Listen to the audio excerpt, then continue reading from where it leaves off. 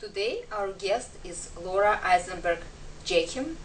She is a holistic practitioner, a body worker, an amazing healer that helps your soul to really open up and create a life that is healthier, happier, more abundant. Welcome, Laura. Hi, nice to be here. Could you please tell us a little bit of your background? I know that you've been working with all these holistic soul solutions for more than 16 years. So what brought you into this work? Actually, what brought me into this work is my own body. About 21 years ago, I had my own healing crisis. My back went out. I was actually in advertising, and I was working for a photographer as a photo stylist. And my back went out, and I couldn't walk.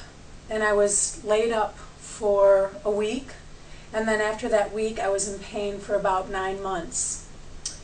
And I went from chiropractor to doctor to acupuncturist, and I eventually landed in a massage therapist's office. And she really helped me. She really helped my body to heal and make me realize that what was really going on was an emotional issue more than a physical issue. And what the emotional issue was that I just didn't feel secure, and I really didn't like my job. So I decided to quit my job and follow my heart, and I went to Kripalu. It's a yoga center in Massachusetts, and I studied holistic lifestyle and yoga and massage therapy. I personally never heard about Kripalu. Your story is a fascinating story, you know. You ended up on somebody's table just to discover that you actually do not like what you're doing, and you actually want to be doing what she's doing. Isn't that amazing? That's exactly just to open up a new door for you, laying on a table having a pain in your back. Exactly. That's exactly. Without that pain, I may never have found my path. Yeah, just talking about how pain is the messenger, and you know, we are accustomed to kill the pain. Like, kill my pain, give me the painkiller. And the pain is just such a messenger, and if you can lay down quietly, and sometimes we can't lay down quietly, we need to pay for that. Right. So when we pay to somebody to let us lay down on their table, and they just gently let us release that message into our consciousness, all of a sudden there is a huge message. So what is Kripalu? How did it affect your work, your life? Kripalu actually changed my life. Kripalu was just a vehicle for me to learn body work and to learn yoga. And I thought I was going to go there and learn how to be a massage therapist and learn how to practice yoga for myself, but actually it transformed my life. It changed every aspect of my being because it was an immersion program. And I lived, breathed, slept, ate, yoga, massage, holistic health, vegetarian lifestyle, meditation. So I really integrated it into my system. And after a period of time, I came home and I had an intention, and the intention was that I was not going to go back to what I knew, and I was going to start anew. And it took a while. I did some freelance work first, and I worked on friends and family, and over time I landed in a holistic center. So you were saying it took a bit of a phase and a bit of a leap to really leave the corporate world, Yes. in which you always are supported through, you know, bi-monthly, bi-weekly checks, and really transform your life, because you needed this transformation. You Yes. understood that if you would continue like that, your back might not, you know, survive another few years. Exactly. I don't think it would have lasted another minute if I would have stayed there. And so I chose to follow the path of helping people. And I always did help people, but this was really helping people in a way that I can be of service to them in their own physical bodies, and not just their bodies, but their minds too. Today I do a lot of work with my clients. It's more body-mind. It's not just body, although the body is the vehicle, and the mind is actually the computer that feeds the body. So I teach my clients that their minds and their bodies are connected. And it's a process of body awareness through body work and through Amrit Yoga. And the life coaching is something that's evolved out of 16 years of doing the massage therapy, body work, and yoga. It was kind of a natural transition. I've been coaching people on the table for a long time, and now I've claimed it, and I'm starting to do wellness coaching as well. And so people can see me as a massage therapist or see me as a coach. So what's interesting, when I read magazines now and all kinds of advertisement, life coaching profession, that I'm also a life coach, wellness life coach, just like you are. And I think life coach is such an amazing term, because every one of us is a life coach to somebody else. Exactly. So being a life coach is a natural part of us, our ability to transmit information that is important for us, but people who are attracted to us, chances are it's important for them. Mm-hmm. So really, more important for them. Yeah, more important. It's, so opening yourself to the possibility that you can actually also talk, not just do the work with your hands, and connect the mind and the spirit and the body right there for the client is another leap of faith that you had to take. Mm-hmm. Because I know that very often massage therapists are longing to speak, and because this is not part of their work, not everyone is allowing themselves to do it. So being able to open up to a new window of opportunity, I'm just commending you for that, because you are an amazing practitioner, and I've been working with you, and I know how intuitive and how light you are, and being able to transmit that is such a gift. So thank you for letting yourself be that. Well, it's you know, and it's not with everyone. It's with those that are ready and with those that are willing. There are a lot of people that I see on my table that we don't do any talking, and transmission still happens, and insights still come for them. And it's an amazing process, whether it's a verbal or a nonverbal experience, for the client and for me as a practitioner. So I feel really grateful to be doing this type of service work, and to be on a path that I truly do love, and I'm grateful that I have listened to my higher self that has pushed me in a direction that I need to go. Yeah, and I think what's important is that people learn from you as a role model, from your being in experience of pain, coming out of it, and being able to deliver that message to other people. Mm-hmm. Because I meet many practitioners, and some of the practitioners that work with other people, they just didn't do their homework. Mm-hmm. Their bodies are not there, their mind is not there, and working with practitioner who's been affected deeply with the message of pain, and being able to overcome it and learn from it is a gift to somebody who comes to you. And you work here at the North Shore Healing Center, so people can come here. I teach yoga here. I teach Amrit Yoga. Can you please tell us what the Amrit Yoga, because there are so many different yogas now. Yeah. Well, Amrit Yoga is a very specific style of yoga. It was created by Yogi Amrit Desai, who is my guru, and the facilitator and creator of actually Kripalu Yoga as well. He brought that from India to the United States. And from Kripalu Yoga, he refined Kripalu Yoga and made something called Amrit Yoga. And Amrit Yoga is actually a 26 posture flow sequence.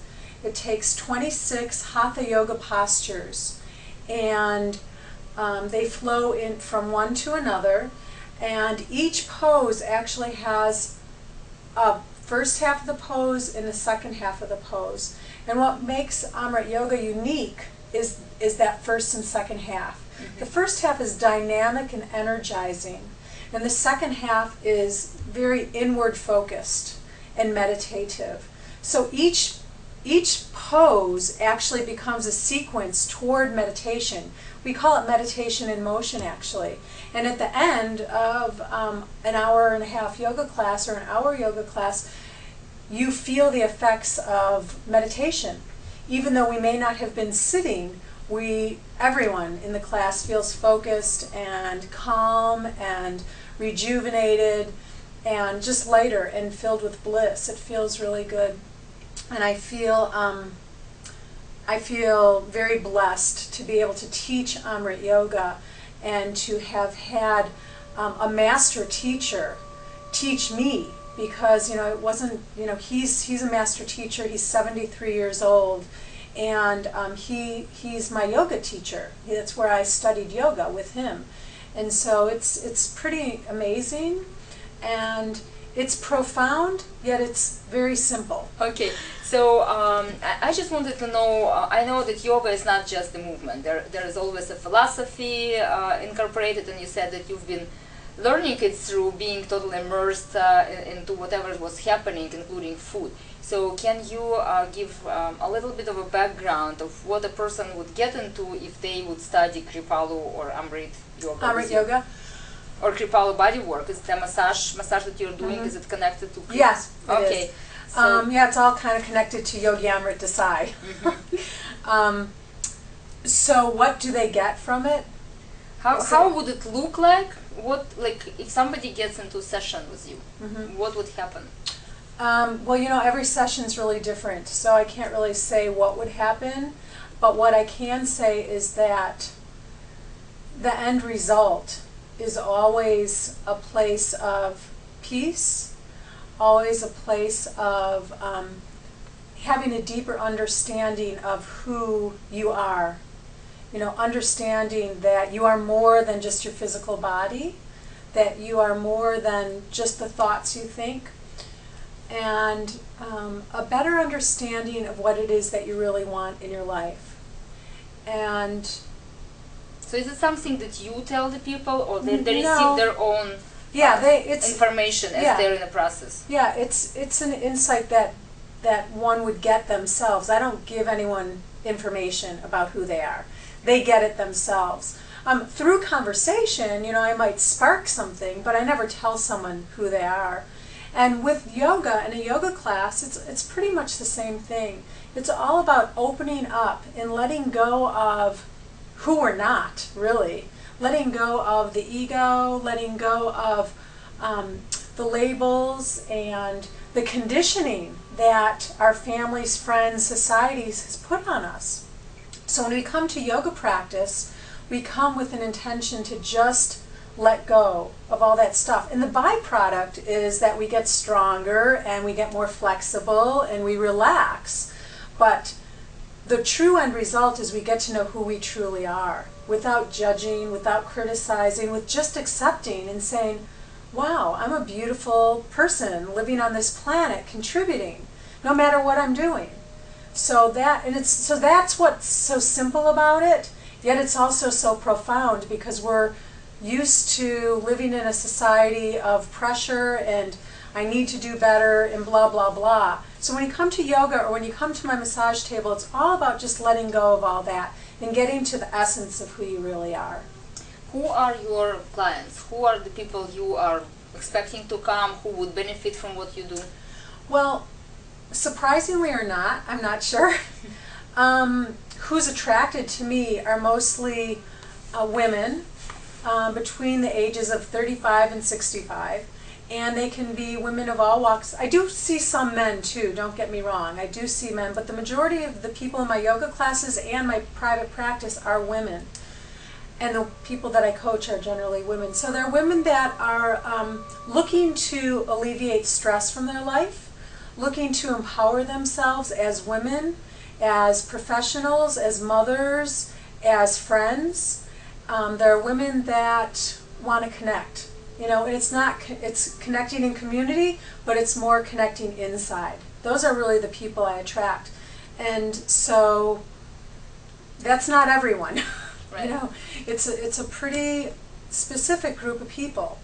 And that's usually who I'm attracted to. I do see people that have pain. I see chronic pain, women with fibromyalgia, with chronic fatigue syndrome, IBS, stress-related conditions. Mostly that's the kind of person I see. People that are soul-searching a little bit, I would say. So, and what kind of benefits are they getting? I understand that most of your session is about releasing stress and letting go, and that's on its own a huge benefit, because we don't really know how to release stress, and what happens with our constant tension and constant stress, that our digestive system doesn't work as well, we cannot detox our bodies, and then we lose our sleep, and it creates more stress. So letting go is an amazing process, but what happens once they leave your table? Okay, so it's a process. And I always tell people to learn in baby steps, because the parasympathetic nervous system, when you're on the table or in a yoga class at the end and feeling really relaxed, feels great.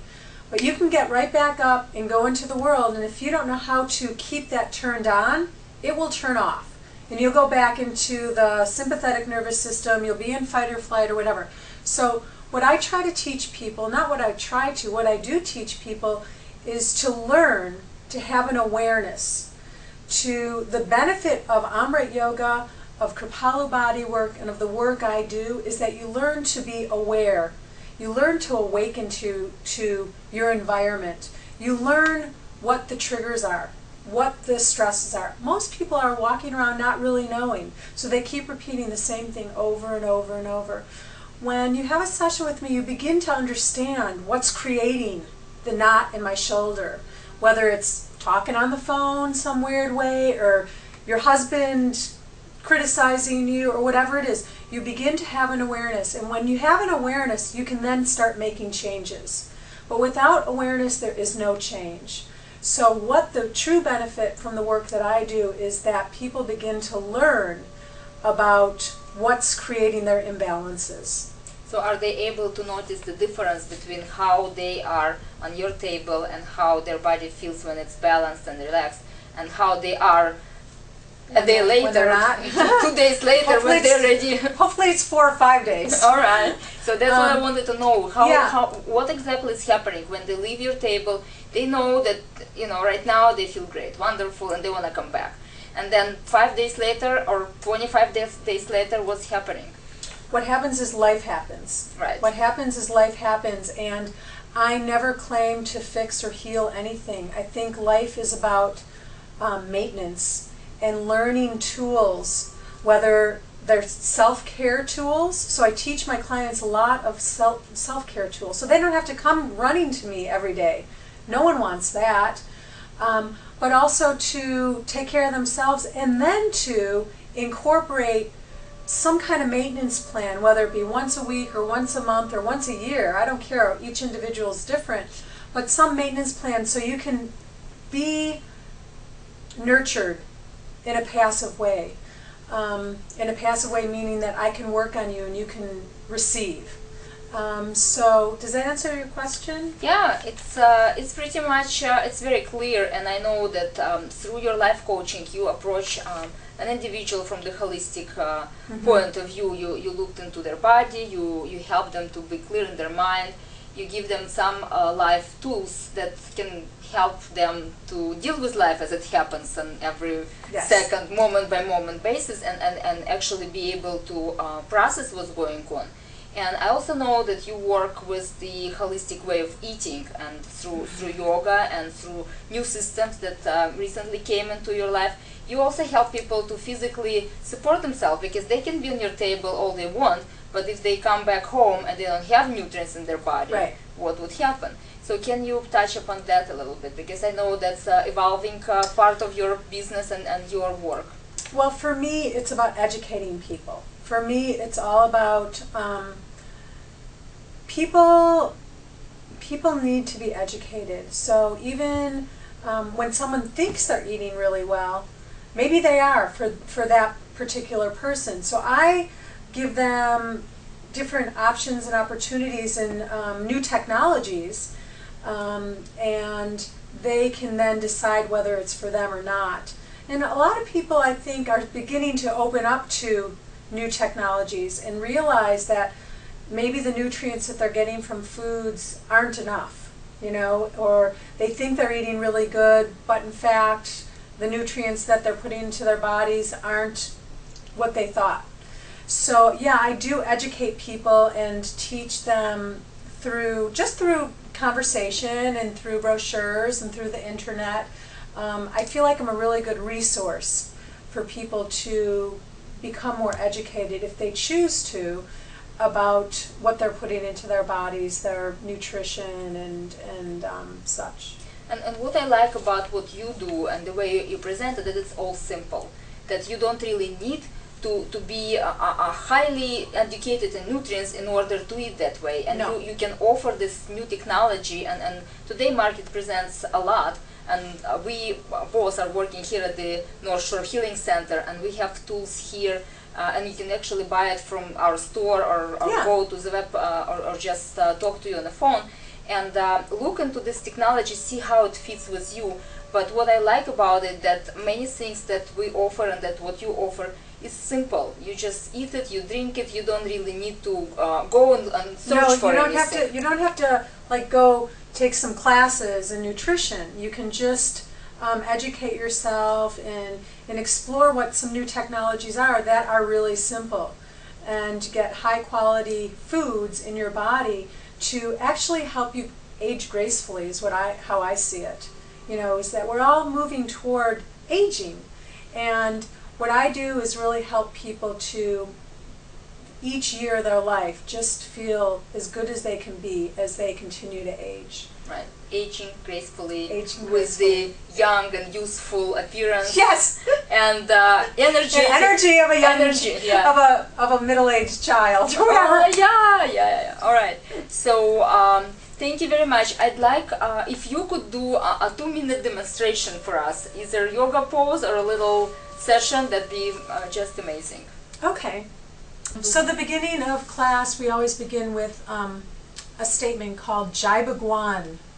Jai Bhagwan means I honor the light within you as I honor the light within myself. Jai Bhagwan.